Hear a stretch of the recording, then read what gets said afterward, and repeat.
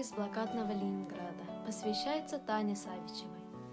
Как странно, мне больше не хочется есть, и ноги совсем не болят. Нет, нужно подняться, хотя бы присесть, ведь я — это мой Ленинград. Пока я живая, живет город мой, зажатый в блокадном кольце.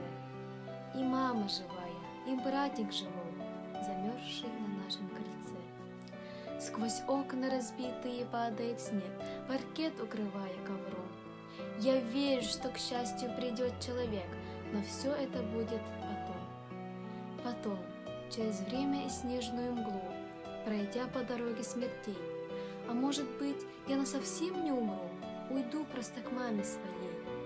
Нет, нужно подняться, нельзя мне лежать. Ведь я — это мой Ленинград, нельзя нам сдаваться, как хочется спать, укутавшись в снежный наряд. Уже третий год мы в блокадном плену, бомбежки, разруха и смерть. За что ты нам, Боже, придумал войну? За что я должна умереть? Опять мне приснился загадочный сон.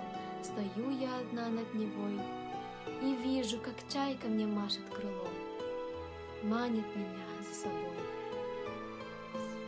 Потом вдруг взметнулась она в небеса и скрылась в седых облаках. И мамины были у чайки глаза, любовь в них, забота и страх. Немного посплю и схожу за водой, чуть-чуть только сон досмотрю. Нет силы бороться, прости, город мой, и помни, тебя я люблю.